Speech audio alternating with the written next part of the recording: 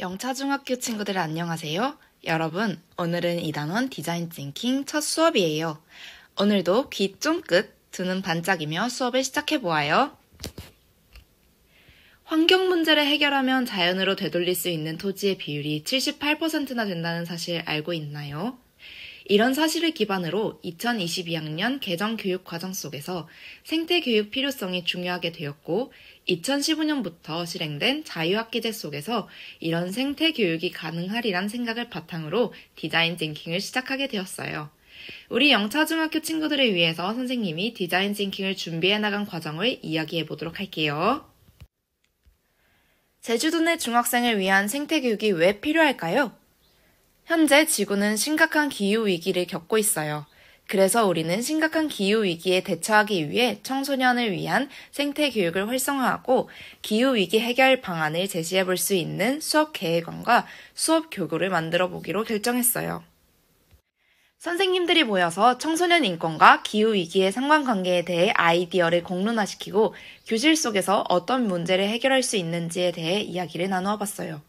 먼저 기후변화 문제에 대해 이야기하며 우리가 지금 살고 있는 제주 환경에 대한 문제를 제기하게 되었어요. 또 직접 체험해보는 생태교육을 진행해보자는 의견도 있었답니다. 이런 의견들을 종합하여 우리는 앞으로 미래를 살아간 청소년을 위해 내가 직접 선택할 수 있는 교실을 만드는 인권교육도 적용해보기로 했어요. 이런 수업이 이루어질 학교를 새로운 시각으로 관찰해보게 되었는데요. 여러분들이 가장 오랜 시간을 보내는 교실과 급식실에서 의도치 않게 학생들의 다양한 권리가 침해되고 있다고 보았어요. 누구나 누릴 수 있는 자유와 개성을 보장받지 못한다고 본 것이죠. 이를 배경으로 제주도 내 청소년 생태교육 실태조사를 위해 인터뷰를 진행했어요. 현재 재학 중이거나 졸업한 제주도 내 중학생을 대상으로 생태교육과 학생들의 자유권 보장에 관련된 내용을 수집했답니다. 우리는 인터뷰를 통해 이런 결론을 도출하게 되었어요. 의미 있는 수업을 통해 나의 권리를 찾아야 한다. 생태 교육을 받아본 적이 없는 학생들을 위해 환경 감수성을 기르는 수업을 구성해야 한다. 채식 급식에 대한 선호도가 떨어지기 때문에 인식 개선이 필요하다.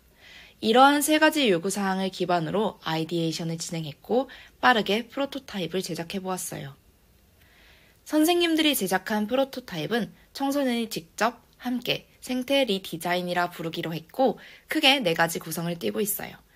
생태 오리엔테이션, 생태 이론교육, 현장체험학습, 활동학습인데요. 수업 계획안과 수업 교구 모음의 형태로 프로토타입을 제작했답니다. 먼저 교수학습 계획안의 구성을 보도록 해요. 생태 오리엔테이션은 총 2차시로 구성되어 있는데 환경교과 학습 목표와 학습 내용 이해하기, 학급 환경 수업을 도와줄 환경부장 선출하기, 전체 일정을 파악하고 학습 계획 수립 회의를 진행합니다. 생태 이론교육은 총 5차시로 구성되어 있는데요.